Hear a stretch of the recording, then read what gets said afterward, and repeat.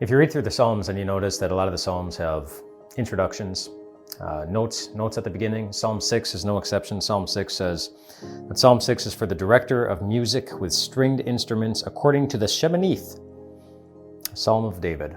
I don't know what a Sheminith is. It seems to be a musical term, but I thought with so many musical terms in this one, for the director of music with stringed instruments according to the Sheminith, it might be a good day to talk about the benefits of music. I don't know what it is about music. I don't know that I can describe it anyway. I just enjoy the benefits of it. One of the things that I do with my morning devotion routine is I play soft music while I'm doing that. I get up in the morning, I have my cup of coffee, I sit in my chair and I turn on my music. And then the first thing I do after I get the music going is I'll read my Bible passage for the day and just kind of skim through it.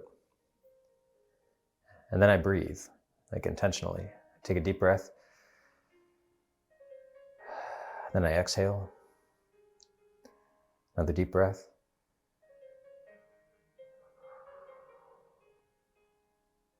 And I'll do that 5 times, just to kind of slow me down.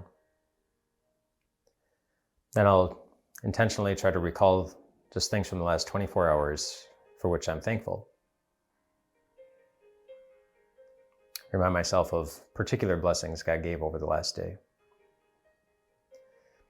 And then, because my mind likes to race into different tasks, I'll put those down. I do all this, like the thankful things I write down on my computer as I take notes on this.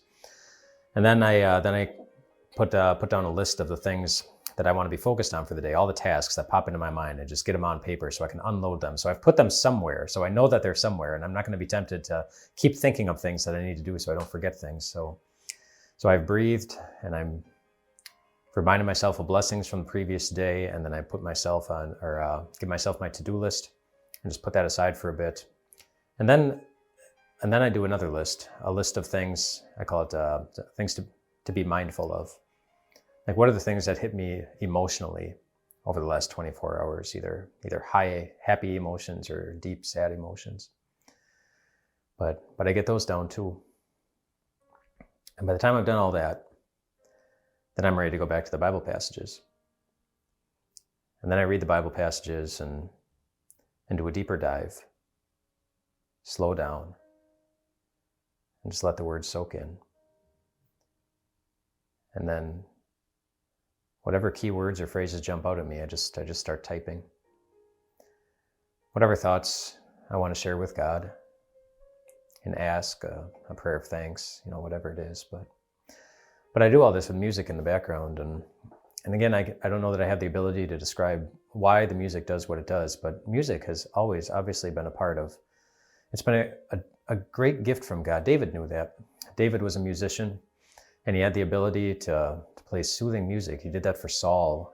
Saul would bring David in, and David would play on the harp, and Saul would be soothed by David's music in a way that nothing else could. And then I think about Jesus and his disciples. Music was good for them too. In fact, on Maundy Thursday, after Jesus had given them the Lord's Supper for the very first time, and as there's so much going on emotionally, it says that Jesus and his disciples did something. They sang a hymn, it says. They made music just with each other. They sang a hymn, and then they went off to the Mount of Olives. And we probably know what hymn they would have sung. It would have been customary on the Passover to sing Psalms 115 through 118. And I'm introducing Psalm 6 today, so I'm not gonna get to Psalms 115 and 118. But if you have time, turn on some music, read through those Psalms, and just see how well they connect with what Jesus was on his way to do as they sung a hymn and went onto the Mount of Olives. I will give you one part of Psalm 115. It says that the Lord